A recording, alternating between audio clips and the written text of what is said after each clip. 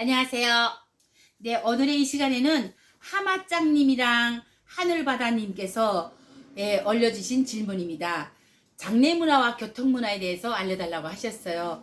제가 어제 또 본의 아니게 저희 그 아버지, 시아버지가 돌아가셔서 어제 제사집을 다녀왔어요. 제사에 다녀왔는데 그 제사 문화를 보면서 제가 진짜 많은 걸 봤어요. 야, 한국에서는 이렇게 하는구나. 이거를 보면서 제사다운 제사를 제가 봤어요. 이 제사상에 첫 번째 열부터 마지막까지 이렇게 순서가 있고 넣는 자리가 다 있고, 그리고 제가 TV에서 한번 그 추석날에 그 탈북민들 제사상 차릴 때 제가 나가서 이렇게 상을 차린 적이 있어요. 근데 그거는 여기에 그 제사상 차리는 문화가 아니라 북한식을 했기 때문에 어떤 요리 뭐가 있고 뭐가 있고 순서가 없어요. 그냥 북한에서는 먹을 수 있는 것은 다 올라왔었어요. 하다못해 시금치 나물로 콩나물로 아무튼 다 올라왔어요. 네. 그런데 제사상에는 빨간 음식이 아니라 그냥 하얗게 만들어서 올려오는 거는 알아요. 그런데 솔직한 말로 하얗지 않아도 빨개도 올라올 수 있었던 게 뭐냐면 김치까지 올라왔었어요. 왜 그냥 먹을 게 올려놓을 게 없는 거예요. 네. 그래서 제가 김치가 올라온 것도 다 봤었고 북한에서. 그런데 한국에서 보니까 일체 고기고 뭐고 빨갛게 안 하고 다 희게. 그다음에 장례 문화에 대해서 이제 이거 지금 첫 번째로 들어가는 건데, 장례 문화. 제가 어렸을 때는 그 평양에서 살다가 지방에 딱 내려오니까 평양에서는 장례 문화를 못 봤어요. 사람 죽은 거 그린 거 제사하는 거를 못 봤는데 어렸을 때니까. 근데 딱 시골로 이사 오니까 중학교 1학년 때부터 내가 시골에서 살았거든요. 그런데 아이들이 놀이터가 없어요. 거기는 동네에도 그냥 동네 그 골목골목에 아이들 놀이터고, 동네 그냥 그 중심이 그 운동장 같은 운동장 같진 않아서 조금 넓은 공터가 아이들이 놀이터였고, 그냥 다 산에 가서 놀고 과수밭에서 놀았어요. 그렇기 때문에 우리가 놀 수 있는 자리가 과수밭이거든요. 산에는 엄마들이 뱀에 물린다고 못 들어가게 하기 때문에 가수밭에 올라가서 막 총놀이하고 막 군사놀이하고 사과나무에 올라가서 사과랑 다 땄을 때 빈 공간이었을 때면 막 들어가서 막 놀아도 가만 놔두거든요. 그러면서 가수밭에서 놀면서 오빠랑 다 숨길놀이 하면서 막 뛰어다니다 보면 가수밭 저 끝으로 보면 무슨 집이 하나 있어요. 그 집에 가면 그 집이 뭐냐면 여기로 말하면 그 장례식 그 할 때 이 도구랑 목도랑 다 갖다 놓는 상여집이에요. 상여집. 그런 게 있었어요. 제가 중학교 졸업할 때까지도 그게 있었고, 그래서 아이들이 숨길놀이 하다가도 상여집 근처에 숨기잡이 하는 아이가 가지라 나서 다 거기 들어가서 숨었었어요. 무서우니까. 그러니까 아이들이 그걸 찾지 않고 그냥 다 집으로 내려오면 얘네들은 계속 숨어 있다가 무서우니까 뭐 또 우왕 뛰어나오고 막 그랬었는데, 거기 들어가면 이 목도랑 관이랑 그다음에 꽃이랑 그다음에 호랑이 그림이랑 뭐 이상하게 그린 그 불교 같은 그림들, 그런 것들도 많았어요. 그리고 이 목도 이게 이거 상여를 짚는 그 목도에도 다 그림을 그리고, 거기에 가보면 별게 다 있어요. 뭐 어디 쓰는 물건인지는 우리는 그때 다 몰랐지만 바람벽에 걸고 막 그냥 가운데도 있고 막 중간에 끈으로 해서 막 상여통 걸어놓고 막 그랬었어요. 그리고 누가 사람이 죽는다면 집에서, 여기는 다 장례식 문화잖아요. 근데 북한에서는 다 집에서 해요. 집에서 3일 동안 있고, 그다음에 그 이틀 동안 있고 3일째 나가거든요. 3일 만에 나가요. 그럴 때마다 집에서 이렇게 아르먹이랑 뭐 웃방이라든지 이렇게 관을 넣고 하얀 천으로 가리고 쪽상에다가 몇 끼 밥을 올려주더라고요. 그다음에 거기서 절하고 이런 거를 받고, 그다음에 그때만 해도 내가 고등학교를 82년도에 학교 16살에 졸업을 했거든요.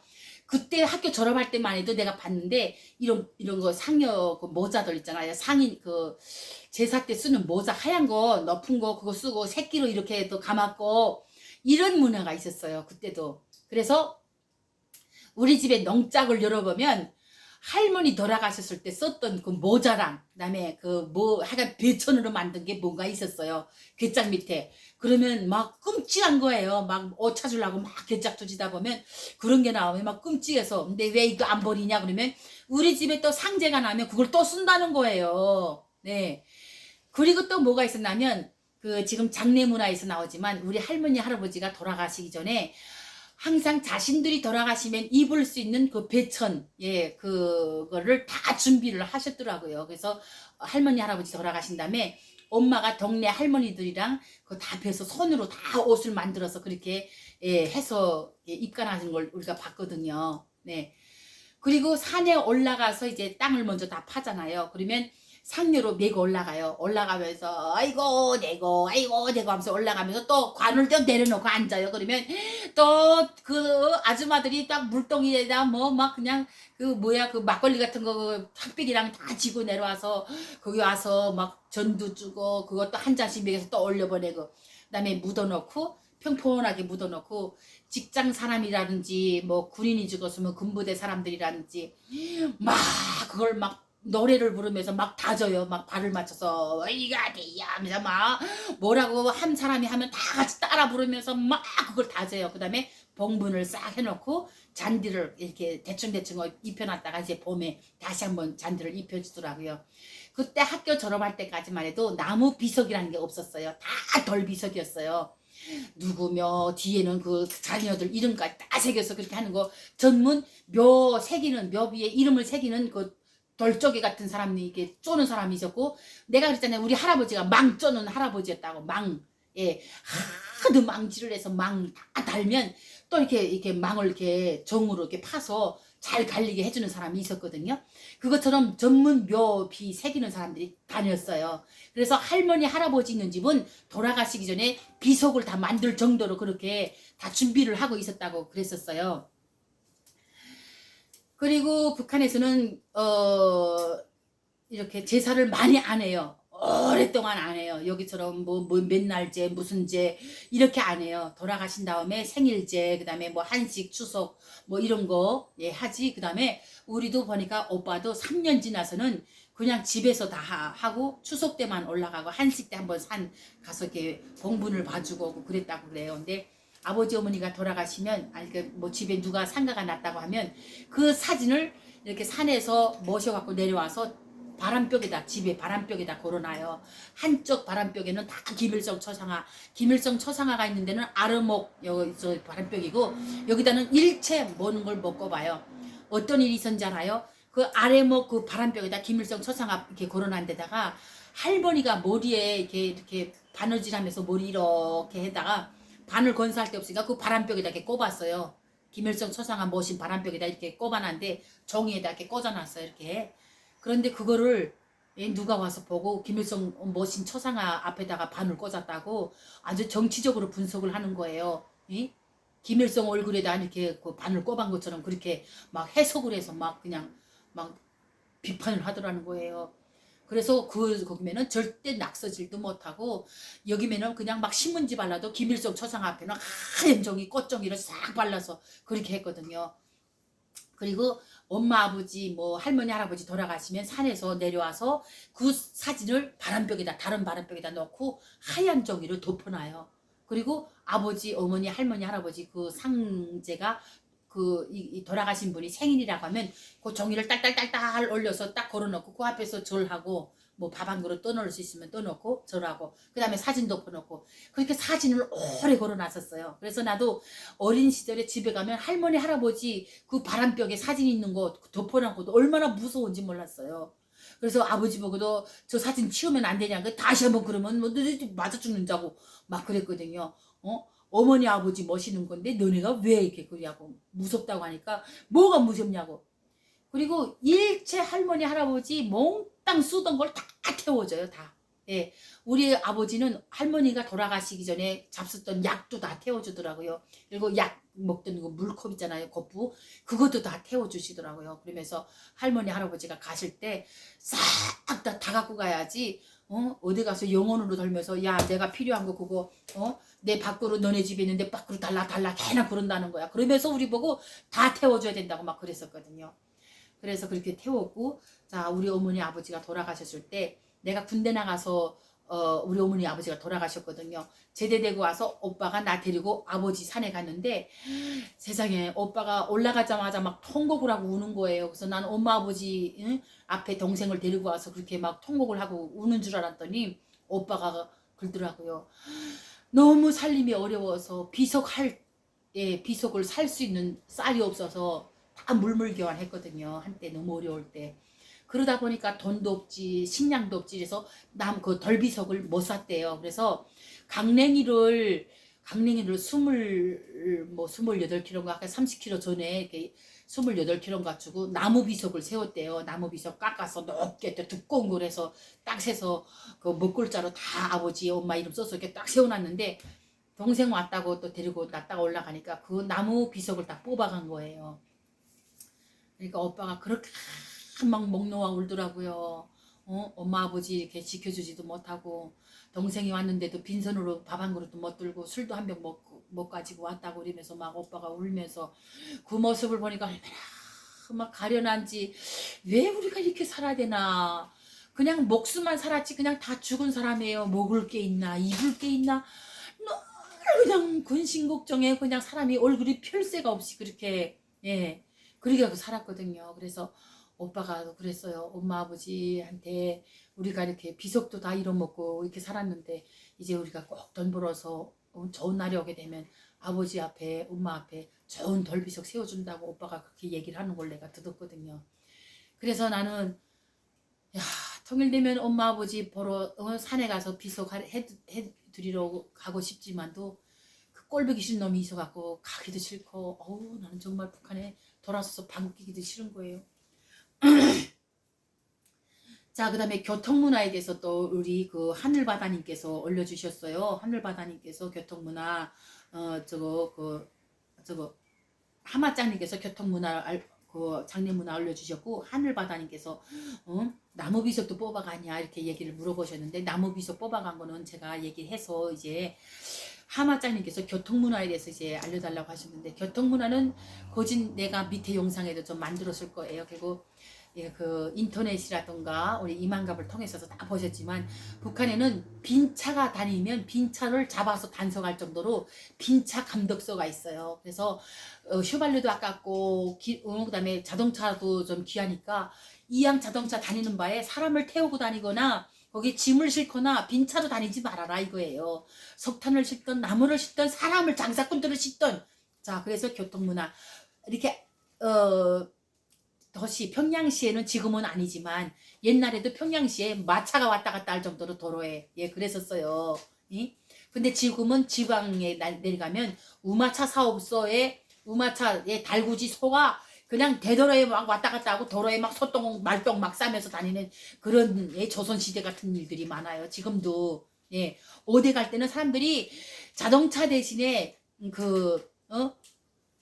달구지를 얻어 타고 가요. 자 이따금씩 장날에 다 10리길 20리길 장보러 걸어가야 돼요. 도로길을 걸어가야 되는데 그때면 이따금씩 자동차가 한 대씩 지나가요. 그러면 사람들이 고급 술 고급 담배 돈 들고 세워져요 하고 막 도로에서 막 발버둥쳐요. 막 발을 담당거리면서 세워져요 막 그래요. 그러면 운전수가 착 보면 빈 차인데 아무래도 가다 단속 당하겠는데 읍내지구에 빈 차 들어가다 단속 당해요. 그러니까 이양 사람 탈 건데 그래서 운전수가 손에 들고 있는 거를 봐요. 술 있지, 담배 있지, 돈 있지, 태워요. 그리고 자기 나름대로의 또 장사도 하지만 나름대로 또 채울 거 다 채워요. 그리고 사람들 태워서 우배까지 실어다 주면 빈차 감로서 이게 이런 통고 많은 데로 지나가게 되면 끝이에요. 다 내려놔요. 그러면 이 사람들이 만약에 이 차가 몇 시에 돌아오는 거를 또 알아요. 그래서 돌아올 때까지 어디에 다 모여 있어요. 그러면 또 이 사람들이 또 뭘 주냐면 이제 자기가 가지고 간 거 시장에서 뭐 닭도 팔고 쌀도 팔고 콩도 팔아서 또 다른 걸 얻어오잖아요. 그러면 이 운전수 또 만나면 거기다 운전수 그 짐칸에다 또 다 싸줘요. 서로 다 모아가지고 갖다 놔주는 거예요. 그러면 운전수는 또 사람들 다 태우고 동네 그 가운데다 갖다 실어다 주는 거예요. 그러니까 운전수는 진짜 북한의 직업이 최고의 직업이거든요. 자, 북한의 남자의 직업은 운전수, 여자의 최고 직업은 우리 엄마처럼 요리하는 사람. 그렇다고 해서 딱 요리사가 아니라 식당에서 음식을 만들 수 있는 사람. 자, 똑 하는 사람이 똑 주무르는 사람이 똑을 떼먹는다고 그렇게 밥을 하는 사람이 밥을 먹잖아요. 그래서 식당에 누군가가 다닌다고 하면 그 집에는 배 안 골아요. 내가 우리 어머니가 식당에 있었기 때문에 우리가 잘 먹고 한참 크는 그 사춘기 시기에 키가 다 큰 거예요. 고기도 잘 먹고 이 밥도 많이 먹고 그렇게 해서 다 큰 거예요. 못 먹고 뭐 사는지 봐요. 어이구 키도 못 커요. 지금 교통문화에 대해서 이렇게 얘기를 하고 있지만 북한의 교통 왜 군대들이 10년 15년씩 군복무하면서 집에 한 번도 못 오는 줄 알아요? 기차가 안 다니기 때문에 집에 안 보내는 거예요. 예. 일이 있다고 해서 만약에 가게 되면 맨날 며칠 기다려서 집에 가요. 그 가는 사람은 후방 사업하러 가는 거예요. 집에 가서 고춧가루, 된장, 간장, 소금까지 다 군인들이 다 집에 가서 개인적으로 다 얻어다가 부대에 식량에 이게 부식물을 공급할 수 있는 사람만 빽 있는 사람만 가는 거예요. 그래서 엄마 아버지가 힘 있는 집 자식들은 그래도 집에 가서 엄마 아버지 보고 엄마 아버지 힘을 믿고 다 뜯어오는 거예요. 그렇지 않으면 갈 생각도 안 해요. 내가 가봤자 엄마 아버지한테 부담이나 되고 엄마 아버지 그냥 힘들게 하는 거니까 안 가주는 게 도와주는 거예요. 솔직히. 예. 그래서 예, 뭐 10년 15년 있어도 집에 한 번도 못 오는 거지 뭐 차도 못 타거냐 힘도 없거냐 그래서 예, 못 간다고 생각하면 정답입니다. 자, 그 다음에 북한에는 사람과 기차, 예, 사람과 뭐 자동차 출발하게 되면 먼저 가는 것이 바퀴 있는 것들이 먼저 가잖아요. 북한은 아니에요. 사람이 먼저 목적지에 도착해요. 예. 자, 열차도 가다가 휘발유 없고 뭐 전기가 없고 뭐 기름이 떨어지면 그냥 서 있어요. 2, 3일 몰라요. 계속 서 있어요. 역전에 들어와서도 전기 없고 하면 며칠 또 서 있어요. 사람은 역전에 계속 모이고 기차는 안 가고 그러니까 사람이 막 그냥 쌓여가지고 한 번 기차 오게 되면 막 그래 천정에까지 다 차는 거예요. 그래서 타는 거예요.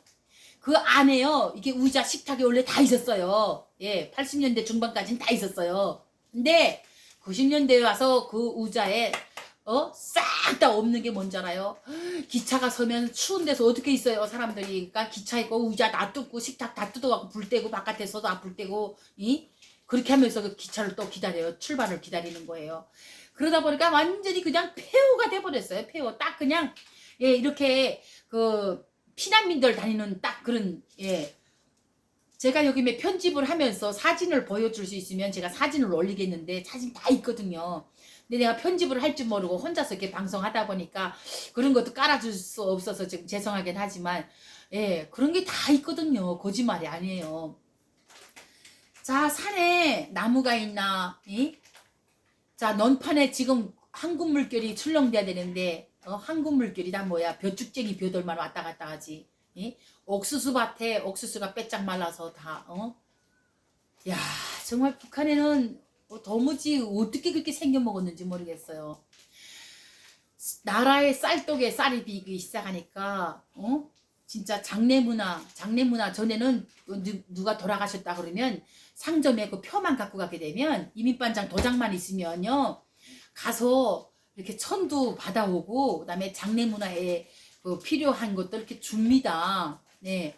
뭐 천도 주고 뭐 이렇게 뭐 좀 쌀도 좀 보태서 주고 뭐 이런 게 좀 있어요. 공급 체계가 좀 있는데 나라의 쌀떡이 비니까 그런 것도 하나도 없고 결혼을 할 때도 누구네 집에 결혼합니다 그러면 진짜 막 예, 천도 주고 뭣도 주고 다 줬었어요. 막 솥도 주고 그런데 그런 것도 하나도 없어요. 지금은 월급도 안 준다잖아. 배급도 안 주잖아. 그러니까 어떻게 사냐 이거예요. 그래서 내가 지금 우리 그 하마장님께서 장례문화, 교통문화에 대해서 이렇게 얘기를 하셨는데 내가 이야기한 것보다도 우리 유튜버들이나 그다음에 인터넷을 뒤져서 북한의 교통문화 한번 탁 쳐봐요. 그러면 아주 그냥 사람들이 자동차에 바글바글바글 찬 거 그냥 그런 사진들이 나올 거예요.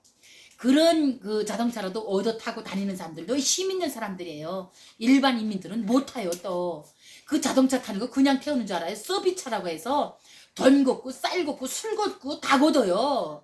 그래서 그냥 못 탄다니까 그것도. 예. 그래서 서비차는 주로 이렇게 교통문화에서는 서비차를 운영하고 서비차에는 또 돈을 다 이렇게 통째로 누가 내려와서 다 걷어갖고 운전수를 줘갖고 운전수가 움직이게 이렇게 만들거든요. 그래서 아무튼 예 그것도 수단이 있는 사람 또 돈 좀 주무르는 사람 장사 좀 하는 사람 그런 사람들이나 타지 일반인민들이라서 뭐 빈차 감독이라 해서 뭐 다 태워주고 그런 건 절대 아니거든요. 그래서 나는 대한민국에 와서 제일 부러운 게 뭐냐면 고속도로에 자동차 막 차고 넘치는 거 여러분들이 막 이렇게 막 추석 때 막 집에 내려갈 때 차 막힌다고 아우성 치잖아요. 그것도 감사하고 행복하고 진짜 예, 축복받은 땅이라는 거 이거를 생각하시면 돼요. 네, 북한은요. 아유 정말 다 사람이 더 많아요. 길가에 사람이 그냥 바글바글 다 걸어다녀요. 조금 힘 있는 사람이 있다면 자전거, 예, 자전거에다가 예, 짐을 싣고 지금 다니거든요.